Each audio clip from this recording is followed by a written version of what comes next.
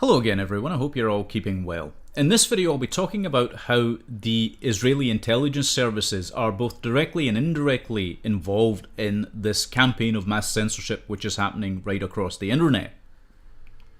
Before I get into that though, I want to talk a little bit about this report that was published recently by Rebecca Lewis of the Data and Society Research Institute, and the report is titled Alternative Influence Broadcasting the Reactionary Right on YouTube. Now, straight off the bat, the presumption here is that everyone she mentions in this report is part of the reactionary right. This is a falsehood. It's a demonstrable falsehood.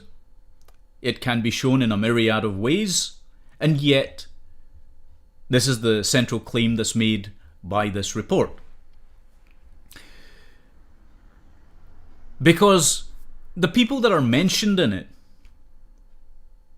the people that this report mentions by name, popular YouTubers, fall right across the political spectrum. It's a broad array of different political opinions and views.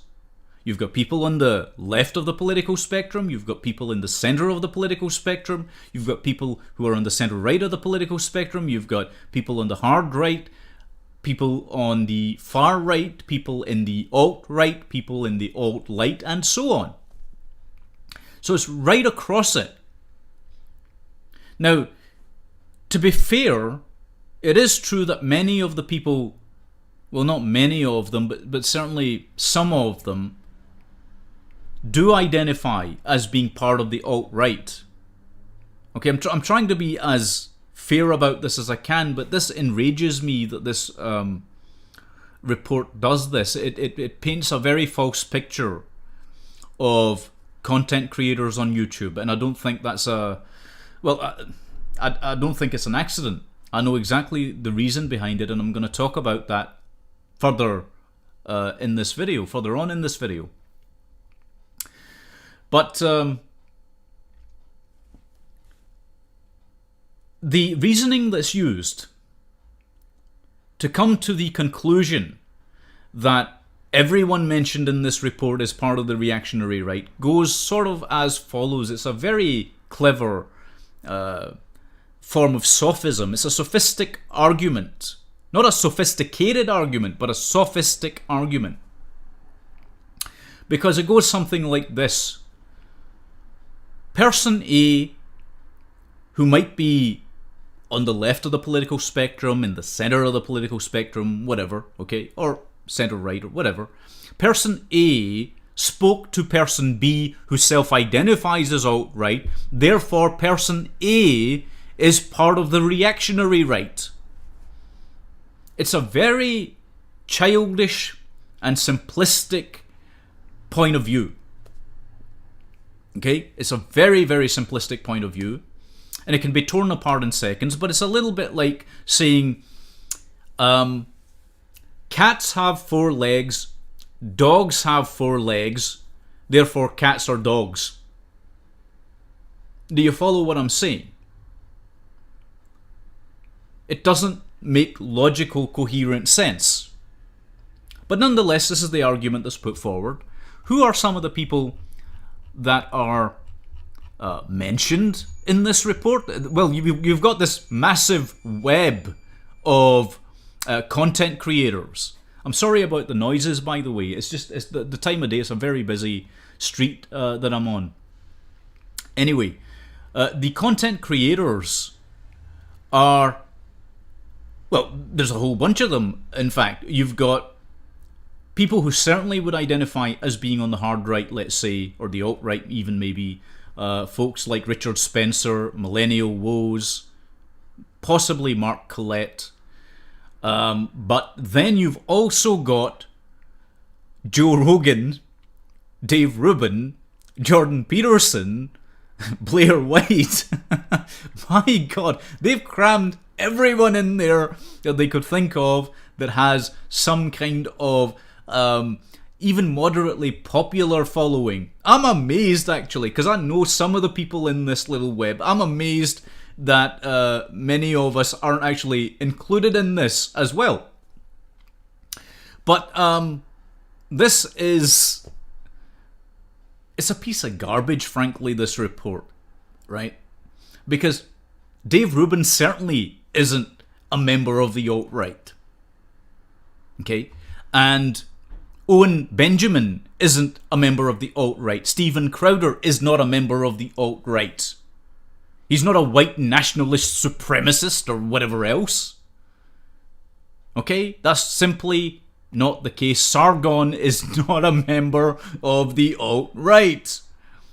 He's also not a member of the reactionary right.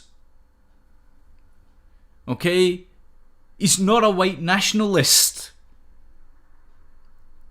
And how did you come to the conclusion that Blair White should be on this? Someone who's a trans person who obviously wouldn't be included in the alt-right or the white nationalist movement. Is it just because of our last name? Is that what's done it? I'm curious about it. Oh, they've also got Bunty King in here. I don't really like Bunty King's content that much, it must be said, but he's a leftist. Okay, and you've thrown him into the mix here.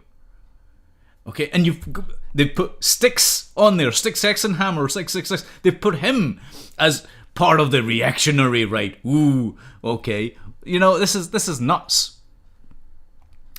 Because these people aren't quite obviously in the reactionary right. They're not white nationalists. They're not, and the implication in this report is because Person A has spoken to Person B, who self-identifies as being part of the alt-right, then that makes them someone on the reactionary right. It's nonsense. But here's the other question then, Rebecca Lewis, you who have published this bit of tripe. What happens in a society? This is a very important question, okay? What happens in a society when you say that people in different political camps or people on opposite ends of the political spectrum or people anywhere in the continuum of political discourse should not speak with each other? Which is what you're bizarrely enough suggesting. And you're suggesting it overtly in this report. That people should not speak to one another just because the other person might hold different opinions and views, perhaps even abhorrent opinions and views. What does that do? Does that help the problem, as you might put it? From your perspective, let's say that the alt-right are extremists. I would actually argue that they are a reaction to extremism itself, from both the radical left and from radical Islamic terrorist ideologies. Okay, and those aren't the only two things in play, by the way, when it comes to the existence of the alt-right. And I certainly don't think that the alt-right are necessarily correct in their approach when it comes to people like Richard Spencer or Millennial Woes. But let's put that aside for a minute, okay? So, you're suggesting that no one should engage with them. What happens in a society where the extremists are not engaged in conversation? Okay, and this is not a hypothetical, incidentally, because we have real-world examples of exactly what happens. All right? When the British government in particular, and I can speak on that because I understand the situation in the UK better than I do with other countries, but it's also been the case in the EU, it's also been the case in the United States of America to some degree. When you begin to curtail the free speech of extremists, obviously you're doing so out of a belief that that will stop the problem, that will end the problem, but it doesn't. Okay, it actually doesn't do that. Something else happens. Well, first, when you suggest you shouldn't engage with those people, and then you say that they should be put in prison eventually, which is ultimately what always happens, something very bizarre occurs. And this was tried with Islamist extremists. Okay? People like Anjem Choudhury in the UK, when they were imprisoned, let me ask you this, I don't know if you know about this or not, Rebecca Lewis, I don't even know if you're going to watch this, but when those folks were imprisoned, did that solve the problem of radicalization? No. In fact, the complete opposite happened. Okay, the absolute reverse of that happened, which is to say more people became radicalized.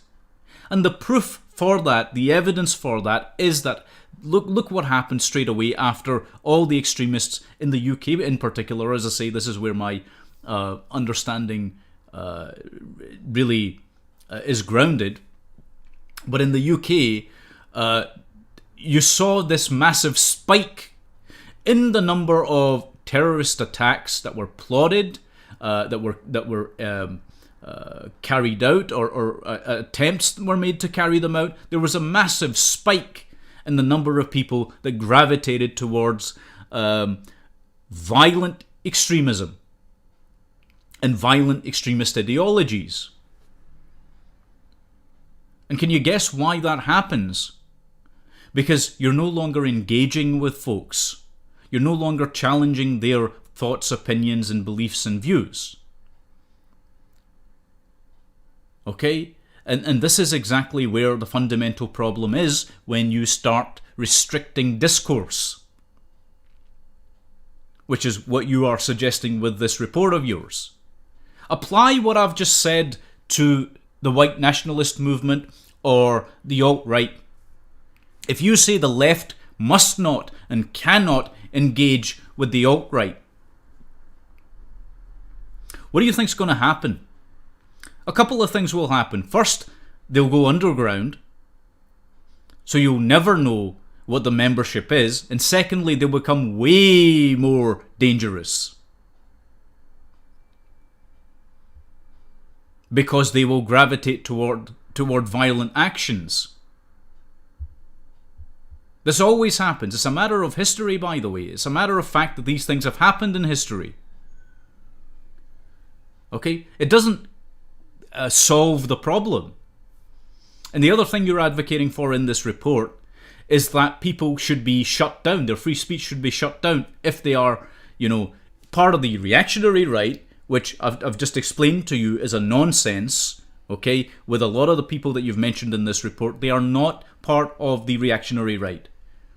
It's a mislabeling. It's a form of defamation and libel, frankly.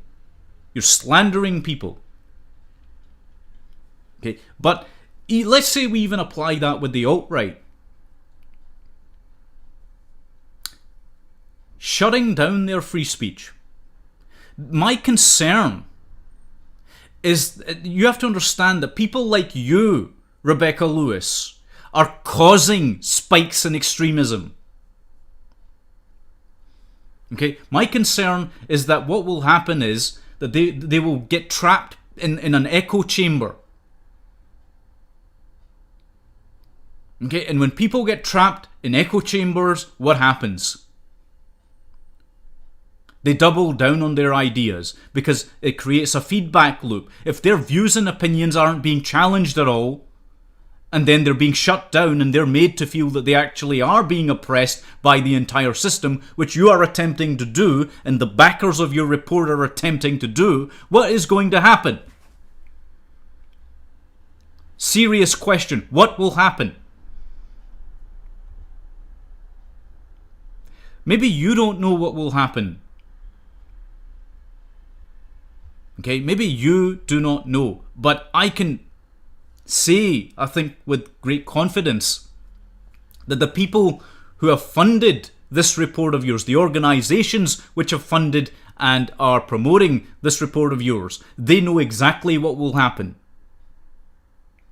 It creates a state of unipolarization, it destabilizes societies and rips the fabric of that society apart. That's what happens. Because they'll get a whole new set of acolytes gravitating towards them as a result. Take a look at how many people, I'm deadly serious, since this censorship started, take a look at how many people have started joining more extremist organizations. Excuse me.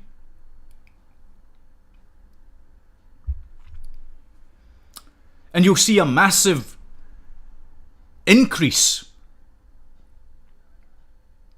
on every side. What do you think that's due to? Because in effect, digitally at least, you're martyring them. Okay? When you martyr people digitally by shutting them down, by censoring them, people automatically think it's a natural human reaction. Well, there must be some truth in what they're saying. It's possible there may be, it's possible there may not be, but what I'm saying is people will automatically assume that. Rightly or wrongly, they will assume that.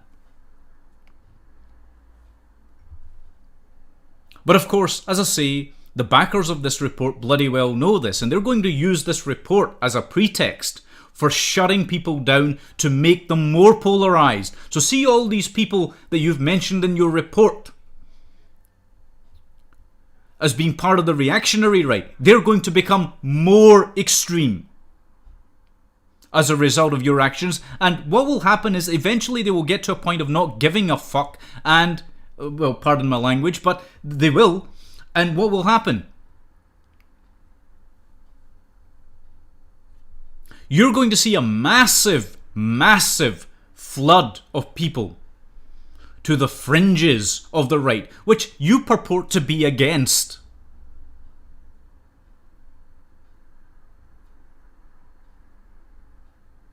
I find that very interesting. So who is backing this report?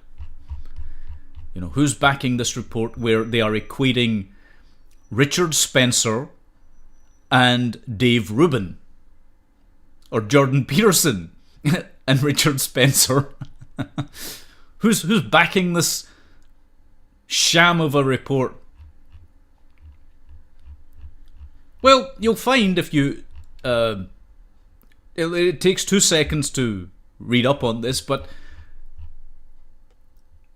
there are organizations, like I recently explained, like the Anti-Defamation League and the Southern Poverty Law Center, the ADL and SPLC. They're not the only ones.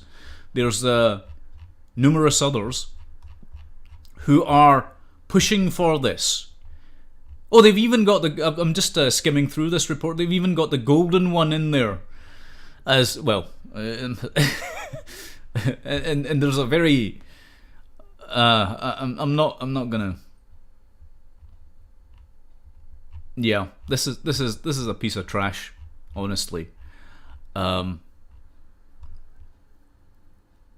Because what you're in chapter 4 of this report, let me just read this to you. Facilitating radicalization through social networking. So you're saying that by engaging people in conversation, that's facilitating radicalization. I'm telling you, based on experience. See, people who are experts, even more expert than I am, in the field of de-radicalization and intelligence, people will tell you that the last thing that conversations do is to radicalize. What does in fact radicalize is isolation and the feeling of persecution. But fucking morons like yourself, Rebecca Lewis, do not understand that, do they? I happen to be a little bit more outspoken, of course, as you probably noticed, than many people who are well versed in these matters. But they've even got Sam Harris on this report. Sam Harris, the philosopher and neuroscientist Sam Harris.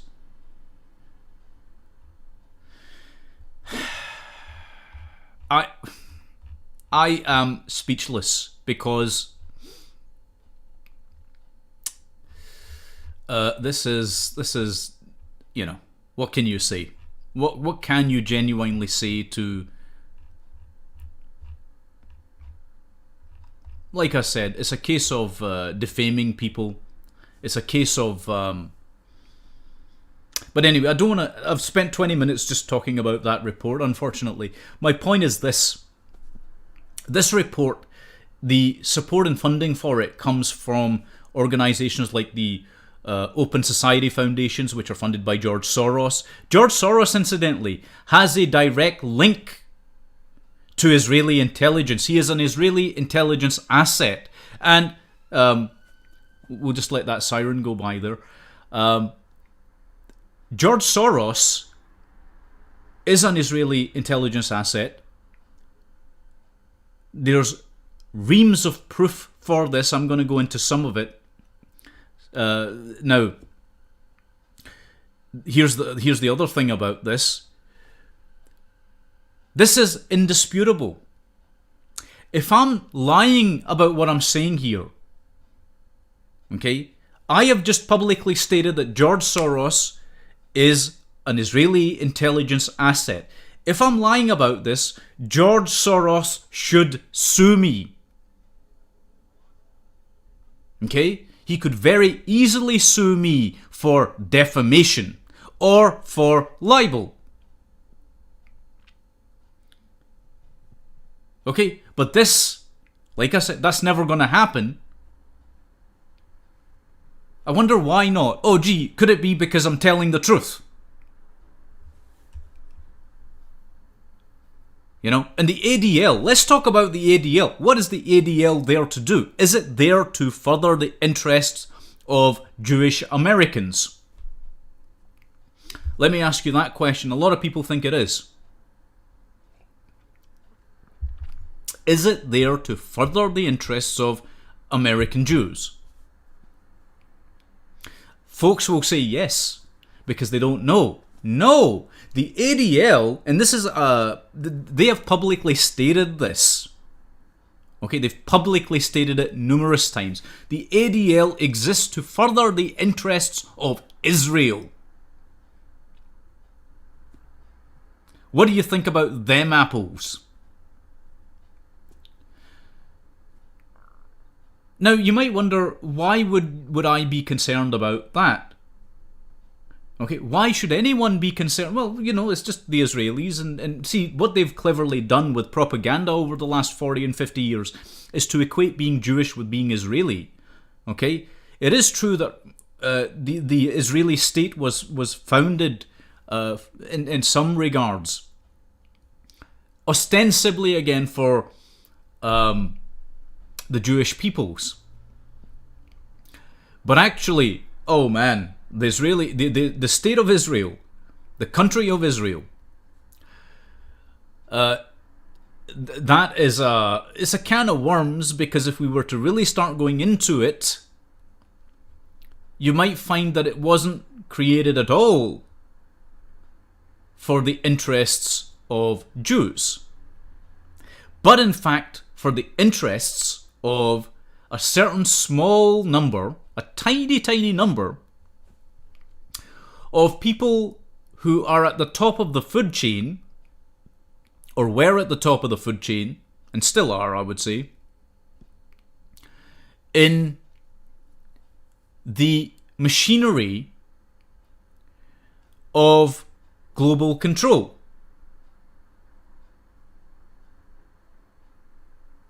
Okay, and these people over time became expansionist Zion. Okay, expansionist Zionists. This is what is referred to as Eretz Israel. Okay? The expansionist ideology that motivated them. That is to say, they weren't just happy with having a Jewish state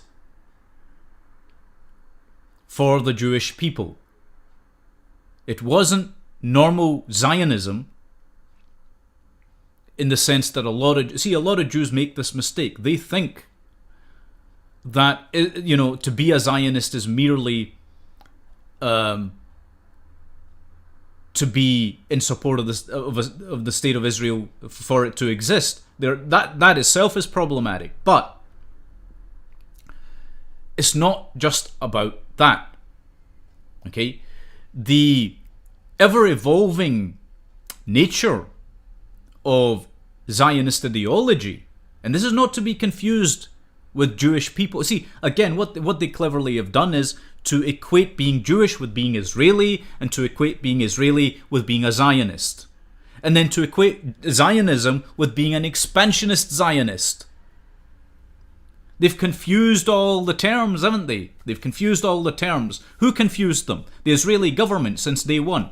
Why? Because they wanted to hoodwink the mass population of Jews into supporting a project. Well, I won't go too much into that just now, okay? Because there's a boatload of stuff that I need to get into, and we haven't even gotten to that yet, okay? Like I said, the video is supposed to be about, and it will be about, how Israeli intelligence are directly and indirectly behind the campaign of mass censorship that is happening right across the internet. I'm going to talk about that. But the point I'm making here is that expansionist Zionism is the ideology which is driving organizations like the Anti-Defamation League. Okay? And the Anti-Defamation League isn't designed to prevent Jews from being defamed. Okay? It is designed to excuse the behaviors of a rogue state that is absolutely engaged in barbarous, murderous behaviors. Now that might seem like a damning indictment of the whole of the state of Israel. It's not. I am damning the deep state elements, let's call them, of the Israeli government, who have maintained power for decades. Okay, I'm talking about those elements of the Israeli government that have sought to destroy the rights and freedoms of Israeli Jews. This is stuff that most people won't even talk about. Okay? But that is an out-of-control rogue, it's a rogue cabal. Okay? And when you say this stuff, people automatically want to slander folks that even try and approach this subject as being anti-Semitic. Well,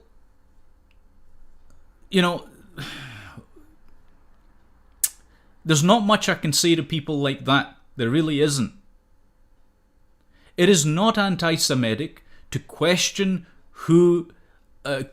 anyone.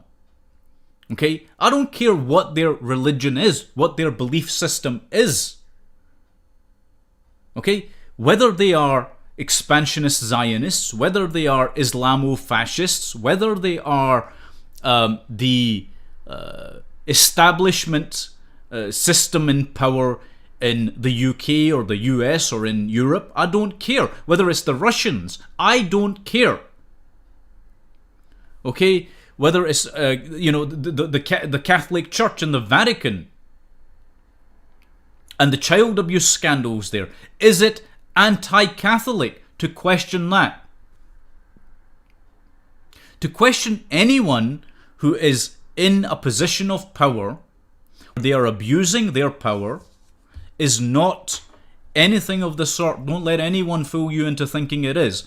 If you've got people like, say, in Saudi Arabia, again, arguably they are Islamic. Okay, the government of Saudi Arabia, which is kind of a monarchy as well. It's a really weirdly structured monarchy, but nonetheless. If we say, okay, we're going to criticize them because of the horrendous treatment, which has been the case of Raif Badawi, or the way in which that particular country or state treats its women, or apostates, or the way in which they cut off the hands of people who are considered to be thieves. So if that state is beheading people, chopping people's hands off, committing massive human rights violations, is it Islamophobic to criticize them? See, there's nutcases out there who would say yes, because they don't understand that what people like me stand for are the human natural rights that are accorded to each of us by our Creator. So therefore, it is not okay for the state of Israel to be a singular exception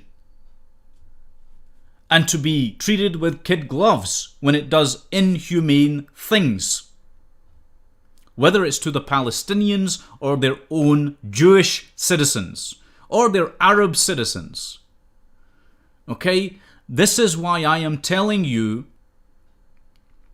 that it is not anti-Semitic to critique or to criticize a government that can be shown to have abused the rights of numerous persons.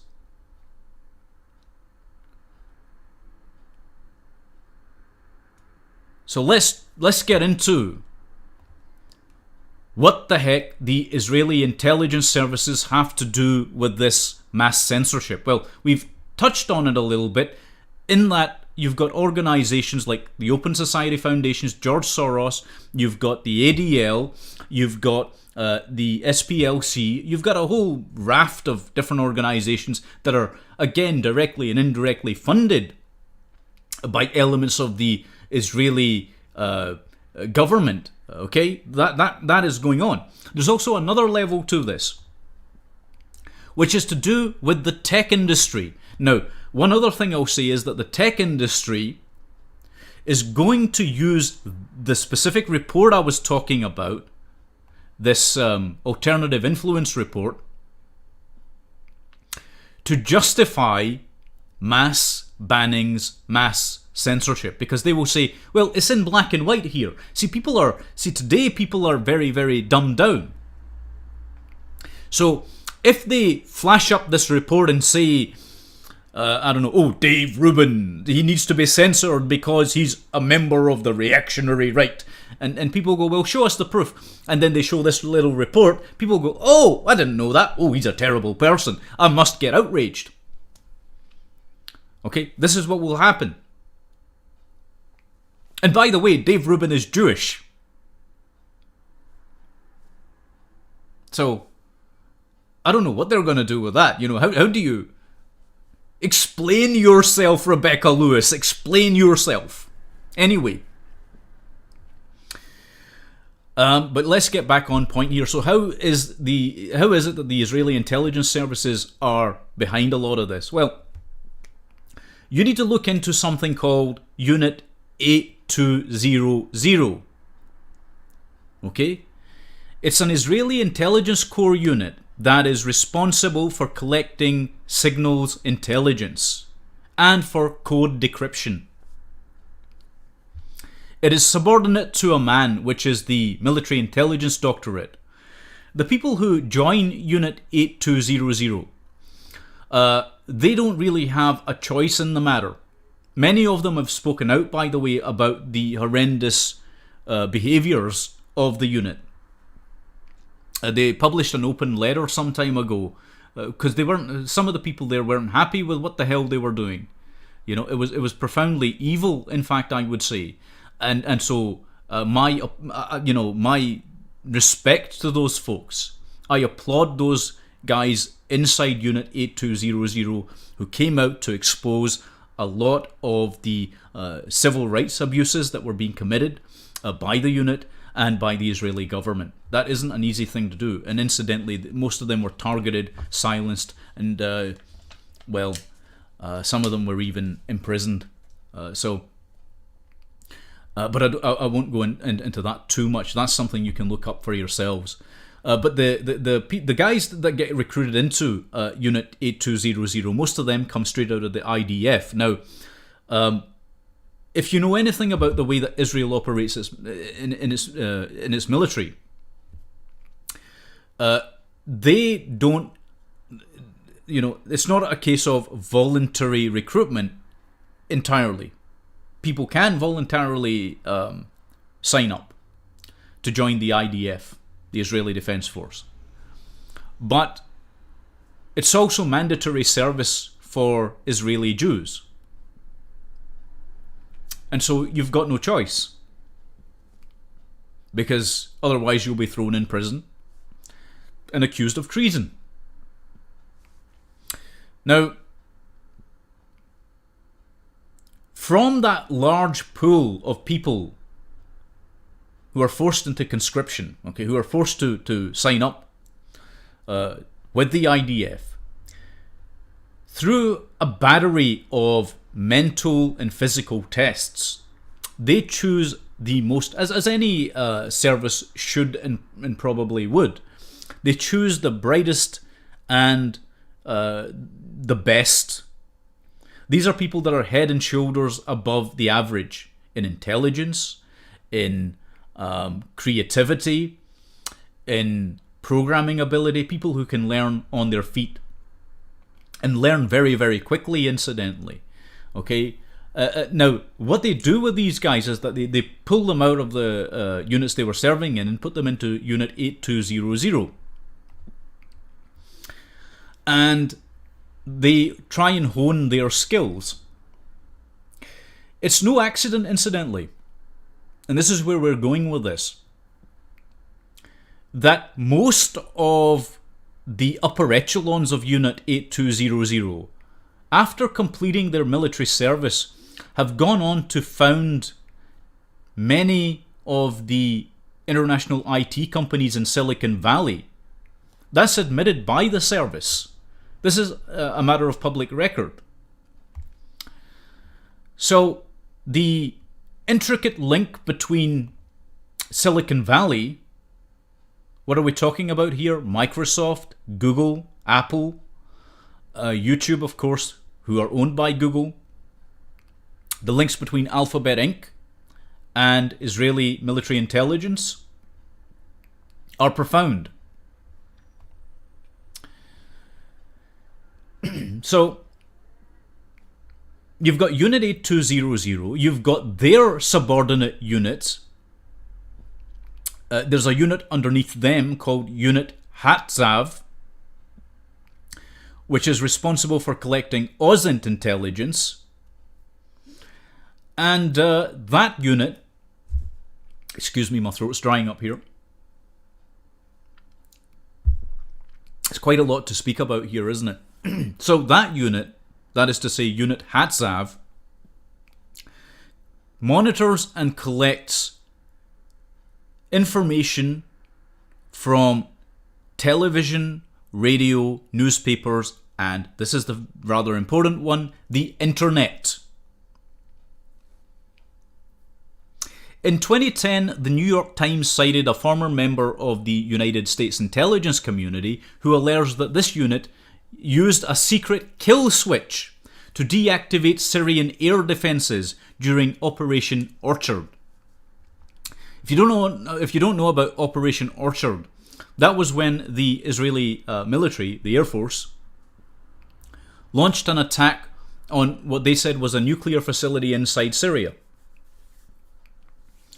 So I can understand if it was the case that they were trying to protect their national interests, but the very fact that Unit 8200 has the capacity and the capability to infiltrate another nation's defences should be a matter of grave concern. And of course there's the Stuxnet virus and what happened with the nuclear reactors in Iran and whatnot. That came out of this very same unit and its subordinate units. So this is not small potatoes. On the 11th of September 2013, here's where it gets worse than that, okay? And there's a couple of questions relating to this that I want to ask when it comes to not only this nonsense report that we were talking about earlier, okay, by Rebecca Lewis, but also with this aspect of it. On 11th September 2013, The Guardian released a leaked document that was provided by Edward Snowden, which reveals how Unit 8200 receives raw, unfiltered data about US citizens.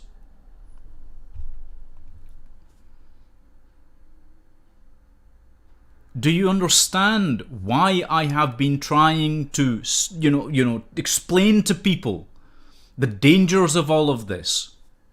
I've literally been screaming for the last 2 years trying to get this message across that Israel is not an ally. I'm not talking about the Israeli people. I'm talking about certain segments and elements inside the Israeli government that are looking to cause mass chaos and destruction. And they're doing it globally. Okay?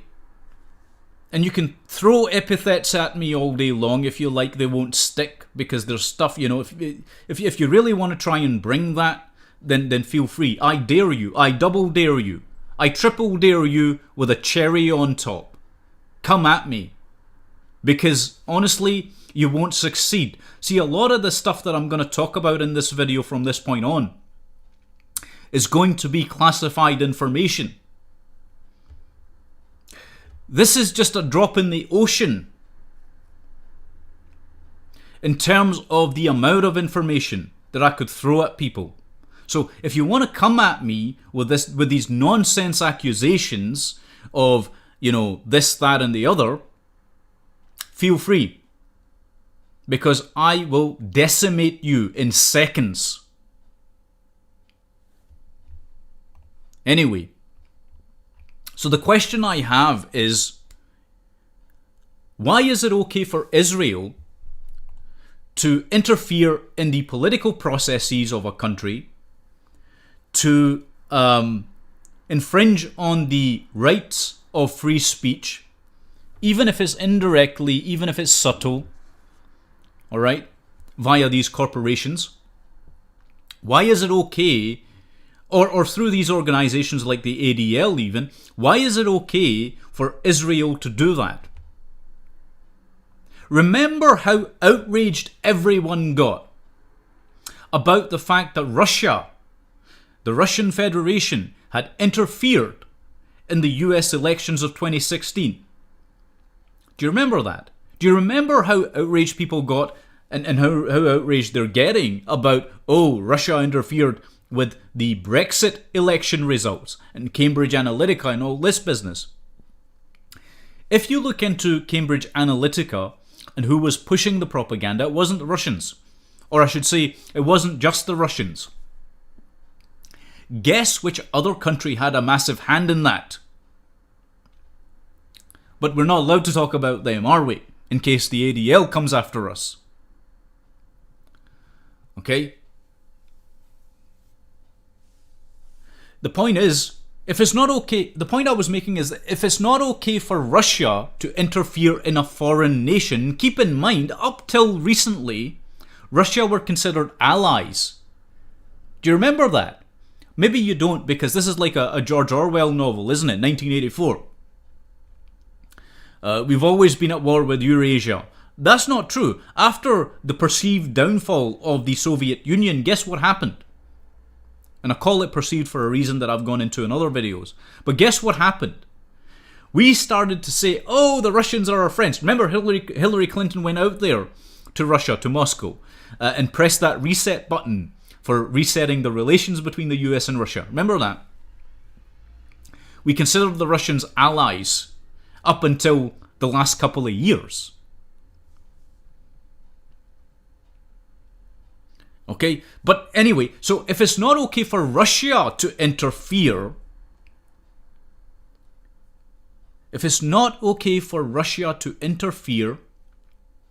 in US elections or in the democratic process or when it comes to matters of free speech or disseminating propaganda, why on earth would it be okay for Israel to do it, which is also a foreign nation? It doesn't matter that they are allies in the military sense.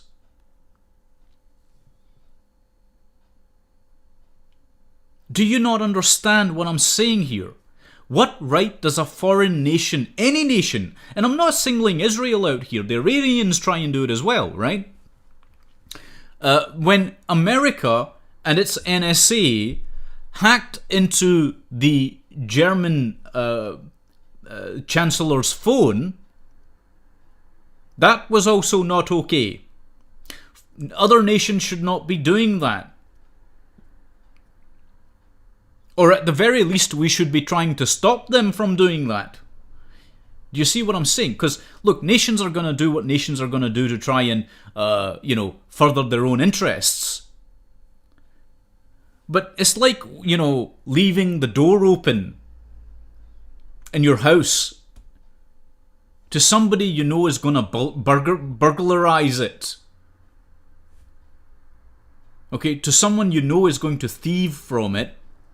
And saying, that's okay because that's Joe Bloggs down the street and I kind of know him. And maybe we've swapped recipes on how to make donuts or whatever. It's nonsensical, lunatic perspectives that are leading to the complete chaos, the destabilization of entire countries.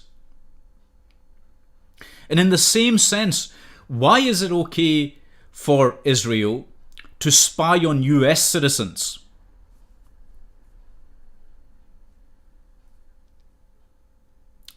Do you understand what I'm saying? Why is it okay for Israel to spy on US citizens? In what sense do US citizens directly threaten Israel's interests?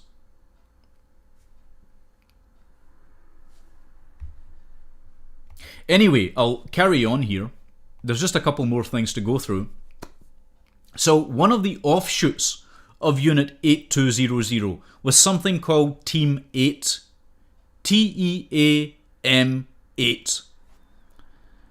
And they are a self-described cybersecurity foundry, which was launched by a former Unit 8200 officer in Tel Aviv.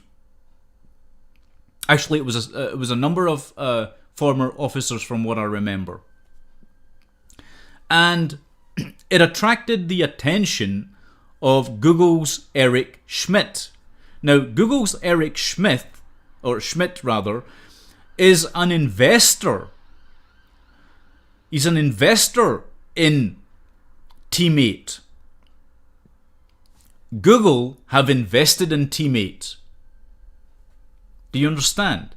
And he's got links because of his venture capital firm, Innovation Endeavors, which has offices in New York and Silicon Valley and in Tel Aviv, with another venture capital firm called Marker LLC.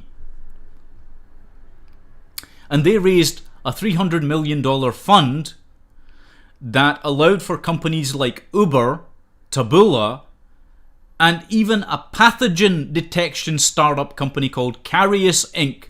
to become what they are. So, these technological multinational firms like Google, Intel, and Apple have very intricate links with Israeli intelligence. Very seriously, major ones at that. In fact, Google, Intel, and Apple, and they're not the only ones, Microsoft was in on the game as well, were quick to scoop up many of the startups that were churned out by the Israeli tech boom. Not only that, they also all opted to open research and development centers in Israel. 80% of Israeli tech firms purchased by multinational companies become R&D centers. So the technology that these tech companies, these tech giants, this corporatocracy uses all comes straight out of Israel. But not just any old Israeli firm, out of their intelligence-backed corporations. Do you understand? The algorithms that they use for shutting down, censoring, and silencing free speech, even on YouTube, and on Facebook, and on Twitter, and everywhere else, those algorithms come straight out of Tel Aviv.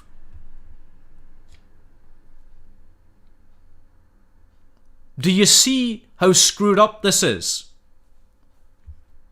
What right does a foreign nation have to interfere to such an extent on global communications?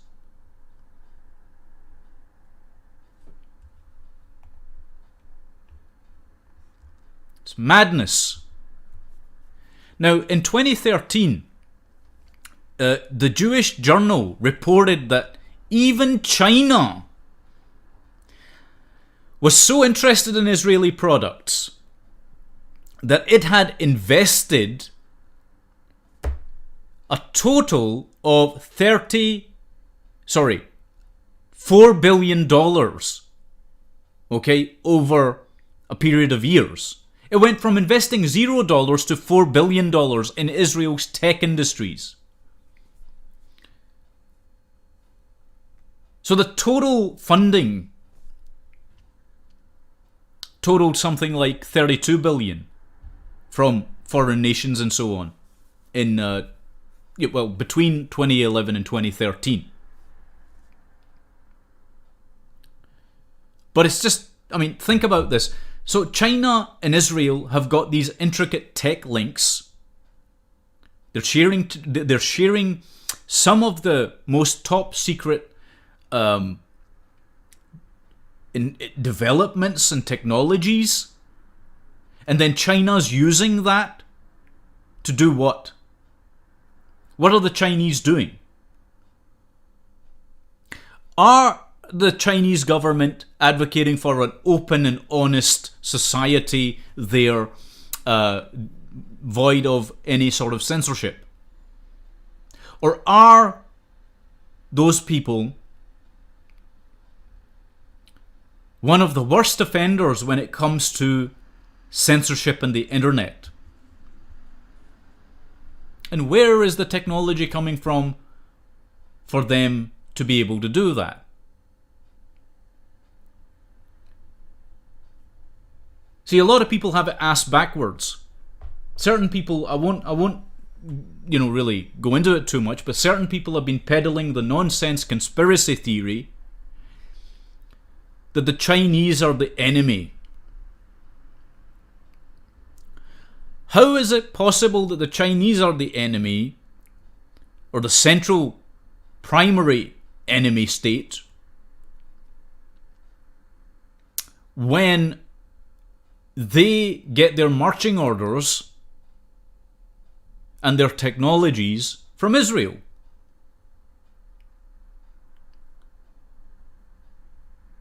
Okay, and I'm talking again about the Israeli government here, not the Israeli people. Nor am I talking about all Jewish peoples. And there are many different types of Jewish peoples as well, okay? But these nutty, crazy folks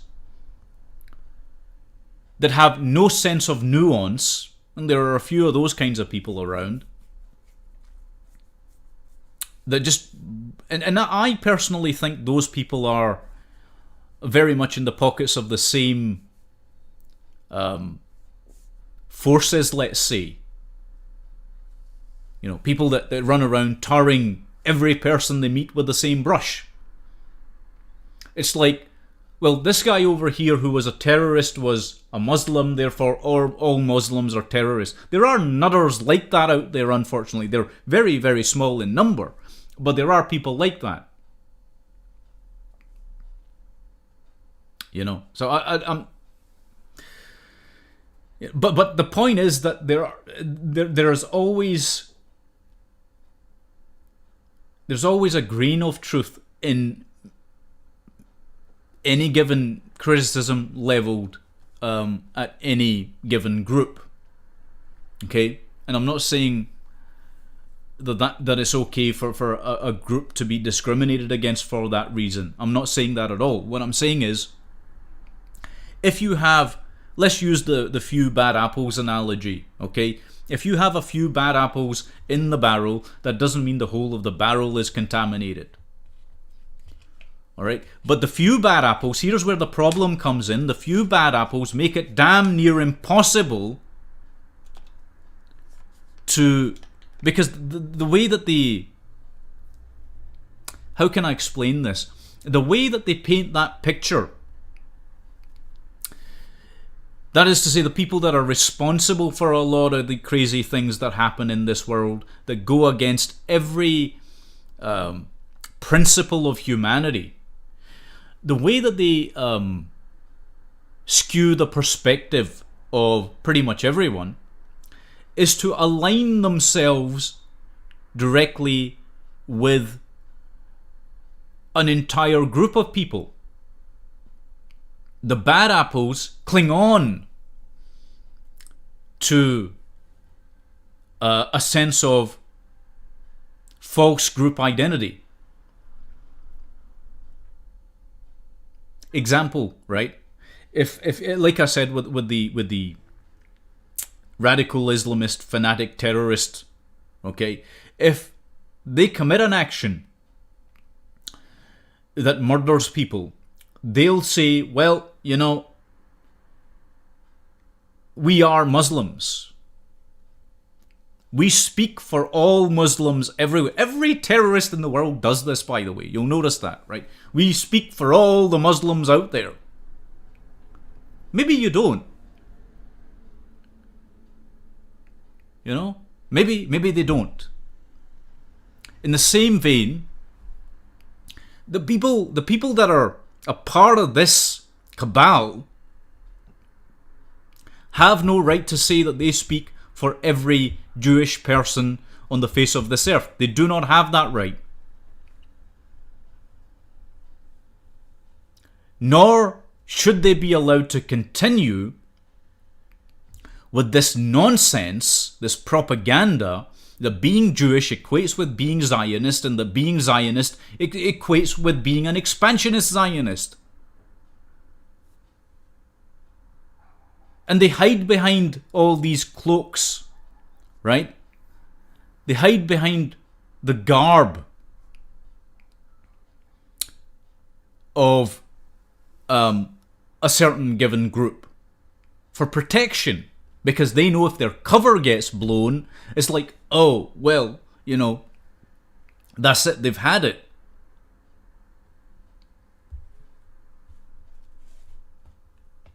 Anyway, I'm not going to go into that too much. Let's get back to this thing with the tech giants. So, you've got, as I say, Israeli intelligence involved in that. You've got this guy, Zohar Rosenberg, who is in charge of Elron's cyber investments. He was formerly the head of Israel's, the Israeli Army's cybersecurity department. He was trying to promote these corporations and companies and sell on their ideas to these tech giants. Elron is not the only firm to do this, though. There's been multiple people that have done similar kinds of things. Rosenberg, incidentally, is also on the board of Vision Technologies, IM Vision Technologies, which develops computer security services based on artificial intelligence. Okay? This is what I'm talking about. And they're also linked to Palo Alto Networks, as well as Switzerland's Cryptalgo, which is a group that meets, I think, every year or so. What these guys do, okay, and Cryptalgo are involved in cryptocurrency transactions. Okay, and Rosenberg, this is why I've always been a bit wary when it comes to people championing cryptocurrencies, because Rosenberg, again, who was let me reiterate this point, he was part of Unit 8200, okay, the Israeli military intelligence wing, and this guy was on the board of Cryptalgo, which secures cryptocurrency transactions.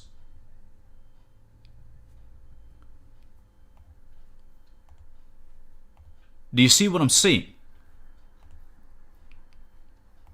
So that's why I look a bit askew at those folks that champion cryptocurrency. They don't realize that's going to end up being the world currency that they've been freaking out about all these years. Suddenly they did a U-turn, a 180.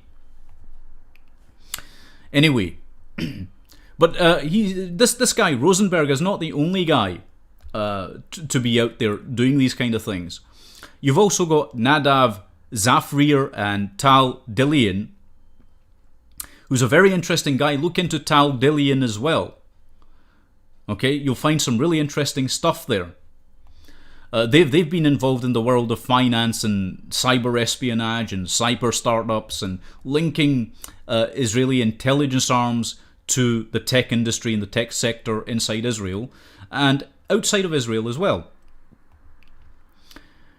Now, who are the shareholders in Elron? This is where it gets interesting. This is why I was saying George Soros is an Israeli intelligence asset. Okay? I don't know how many people have talked about this out there. I haven't really looked into that side of it. But I'm telling you that. And the reason I can say this is because, well, one of the reasons is that this firm, Elron, is spelled E-L-R-O-N, Elron Electronic Industries. This is the address for it. 3 Azrieli Center, the triangular tower in Tel Aviv. The shareholder, one of the main shareholders, and the chairman of Elron is Eduardo Elstein. Eduardo, that is spelled Eduardo Elsztain. Look this guy up, because he happens to make a lot of money through these funding mechanisms, these hedge funds and what have you, and investment arms. He's a billionaire who was in a decade-long investment partnership with George Soros. Okay?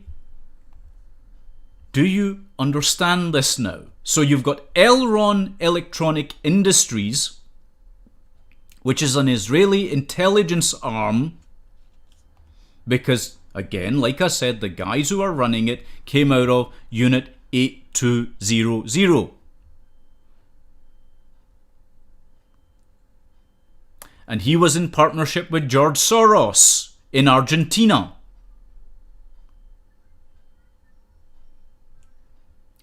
He later took control of the leading Israeli venture capital firm Discount Investment Corp, DIC, which was launched by the Recanati family, which is now active in cybersecurity in China. So again, you've got these links to China.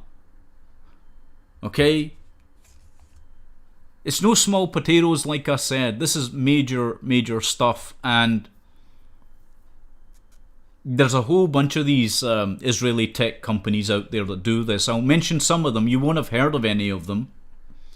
But you've got Silverfort, Cloud Endure, Secdo, ICQ, Checkpoint, Imperva, Encapsula, Cloudinery, Cyberreason, C-Terra Networks, Viber. I know about Viber because they were a communications giant in places like India, Pakistan, some of the Middle East and so forth. I don't know how widespread their influence now is, but they were like a communication thing. NSO Group, Palo Alto Networks, Indini, NICE, Audio Codex, Gilat, Leadspace, Easy Chip, Onavo, CyberArk, PrimeSense, FST Biometrics, Radware, Hyperwise Security, Adalom, Argus Cybersecurity, BioCatch, XIV, Infinidat, CTS Labs, Crosswise, Overops, and Perimeter X. Excuse me. Talking for over an hour, it's not easy. It's a strain on the throat, but what I've just talked about here as well also doesn't take into account the clandestine actions of Unit 81. Unit 81 is the military intelligence technology unit of Israel's military intelligence directorate known as Amman, and it focuses on supplying the newest technology to the Israeli military. It is more secretive than its sister unit, Unit 8200. Now, Tal DeLeon, who we briefly mentioned, was the former head of Unit 81. His company Y-Spear launched Spearhead, a long-range Wi-Fi interception system. Spearhead uses beamforming technology to conduct man-in-the-middle attacks on targets such as Wi-Fi beacons, smartphones and PCs located up to several kilometers away. It can geolocate any targeted device and infect it. So this is what the Israeli intelligence, especially the military intelligence units, do. Okay? And they are very much running the show when it comes to what happens with these tech giants. Because there's a lot of money involved and a lot of it flows through now Israel. A lot of them have relocated their R&D labs to Israel. And a lot of the algorithms come straight out of the intel agencies located in Israel. Do you see what I'm saying? Now, a lot of people out there will shy away from the information that I've presented here or from presenting that information because they are afraid of being labelled as this, that and the other. I can understand why. But then you have to question, wait a minute, see all the people that are involved in this. Why is it they all have ties to expansionist Zionists? Why is it they all have ties to the Israeli intelligence apparatus? So, when they are, when these very same people who are responsible for mass censorship are out there screaming anti-Semitism, and there's nothing of the kind involved in critiquing their actions and behaviors. But when they're screaming this, you have to wonder, why would anyone be accused of it when they are not guilty of it? And the answer is because they're showing plainly the underbelly of what's happening at the higher levels. The stuff I've talked about here, incidentally, okay, and most people won't even touch it with a barge pole, as I say, because they're terrified, they're scared stiff, because what you're essentially doing by doing what I'm doing here is goading on, and I'm well aware of this, incidentally. You're goading on the Israeli intelligence services to make a move on you. Okay, I'm well aware of what they're all about and what they are capable of and what they think they can do. The reason I'm not afraid of it and why I can speak so plainly about it is because if you do that, and they know this, they've probably already strategized it all out, but if people, I'm not saying I'm the only one, if people are doing this, okay, and multiple people now are, and if they do this, that is to say, if the Israeli intelligence arms or the apparatus try to take on people like me, they're going to be unpleasantly surprised. Because there's a boatload of stuff maybe they don't want known that will become known, that will go public. You know? So I would, if I was them, and I think they already know this, which is probably why they haven't, because see, I'm as capable as, and the people that are doing this kind of work, I've noticed they're pretty capable people as well. We're capable of responding in kind. Okay, we're capable of responding in kind to any type of attack on our person or our credibility or our reputations or any type of character assassination attempts. Can't do that. You can't do that. Not to us. And we're not going to stand for it. Okay, we're honestly not going to stand for it. If you try and shut us down, shut us up and censor us, we're just going to release more and more information out there to the general public. Then what will you do?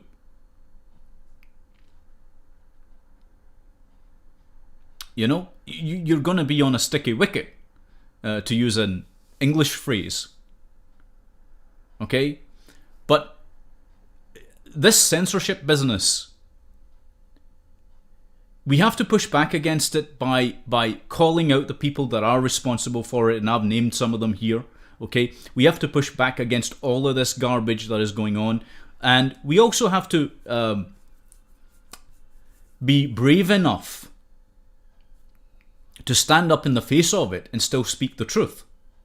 Don't shy away from it. Okay? On the contrary, be courageous. You know, because it won't be long if they get their way and they start censoring all the people that they've got on these lists, and, you know, it's only a question of time before they start coming after everyone else and using all kinds of flimsy excuses to do it. No, you don't get to do that. I'm sorry. You do not get to decide. Those of you in, and I'm not saying that everyone in there is necessarily of the same mindset, because like I said, there were former members of Unit 8200 that came out in public and went on the public record, and they stated the abuses that were going on as a result of the behaviours, the abuses of civil rights that were going on as a result of the behaviours of their own intelligence unit. So I'm not saying everyone in there has the same mindset. When I talk about these things, I'm talking about it, you know, I'm trying to explain that the mindset from the top down is corroded. You know, that's what I'm talking about here. But as I say, the people that have a conscience who work for these arms of Israeli intelligence, you need to be brave enough to step forward as well. And I know it's not easy. Okay? It's the same thing that I would say to people that have worked for the NSA, the CIA, MI6, GCHQ. You have to now this is a time now where you have to step forward and do what is in the very best interests of your country. Okay? Your country is not the government. Your country is the people in that nation. Okay? Your job is and always should be and always has been to protect the people of your nation, not to protect its institutions, because institutions are always changing.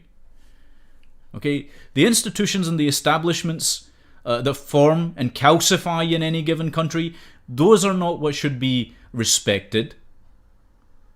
What should be respected is the will of the people in the country that you are in that nation, where you are trying to do the very best for them.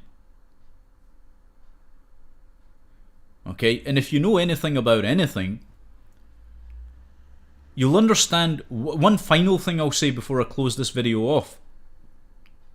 To those people that are likely to watch this, who are in the Israeli intelligence apparatus, I say this to you, that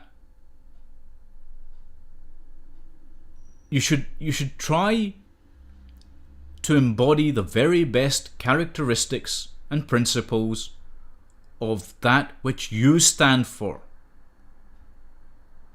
not what they stand for. Okay? Don't let them take over the truth, to weaponize the truth, or to weaponize lies. Don't let them do it. You must act according to your own conscience. Because for too long, too many people everywhere have sat back and let people with absolutely psychopathic mindsets get away with total, absolute murder. Figuratively and literally. That has to stop now. It has to stop. Otherwise, there will never be an end to the carnage that has been wrought. You know, it will just keep perpetuating. Anyway, I want to thank you very much for watching, those of you that did. I hope I haven't, this is always my worry. I don't want to overload you with information or bore you to tears with the stuff that I say, because I can go on a bit, I know that, but if I don't do this, it's unlikely that others will. Okay, so I have to, like, there's a responsibility on my shoulders to pull the lever on this. I don't want to be doing this. Okay? I don't want to. Most of the time, see, in all honesty, this is something that I've very rarely shared with people, but I don't want to be on YouTube doing this kind of stuff. Okay? I don't want to be,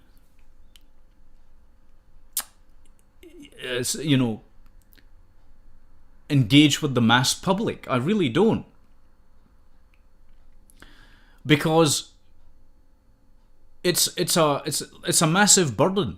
It really is. It weighs on you. And but I have to do it. I have to do it because if I don't, the results will be more catastrophic. I don't, like I said, this campaign of mass censorship, okay, it has to stop. It has to stop. You cannot keep going like this just because you are a fervent believer in some nutty ideology in which is totally a perversion of everything that you're supposed to stand for as a Jew, or as a Muslim, or as a purported Christian or whatever. Because you get these Christian expansionist Zionists as well. The point is this, okay? If I don't do this,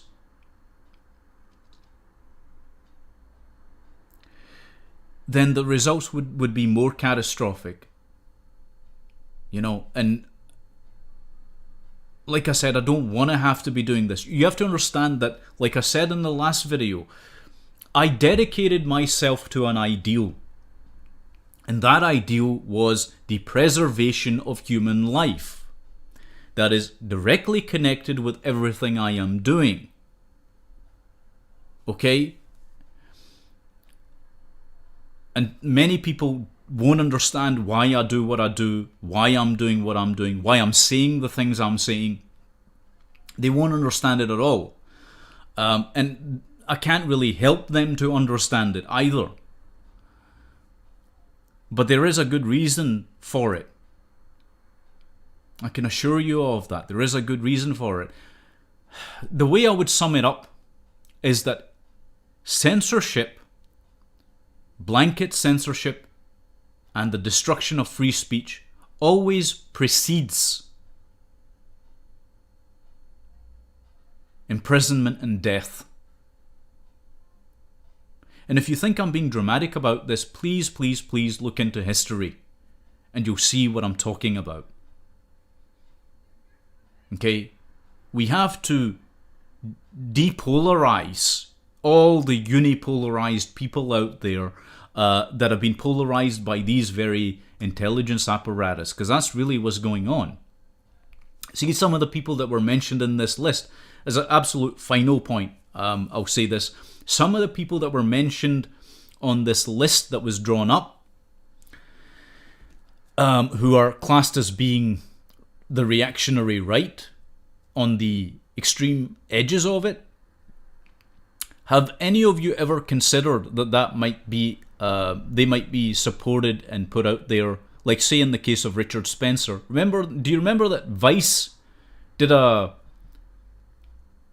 very interesting kind of report on Richard Spencer and made him more popular? So when Rebecca Lewis and all these people, are full of this nonsense that, you shouldn't engage with these people or whatever and expose their ideological flaws. Well, what about Vice jumping into bed? Vice being a left-leaning organization, arguably a media outlet, giving airtime to Spencer and his cohorts. What was that? That was apparently okay because people like Rebecca Lewis do not say anything about that. Even George Soros didn't say anything about that. Isn't that funny? And yet, when authentic people try and engage them, suddenly now they're reactionary right-wingers or whatever. Just behave yourselves. Cut it out.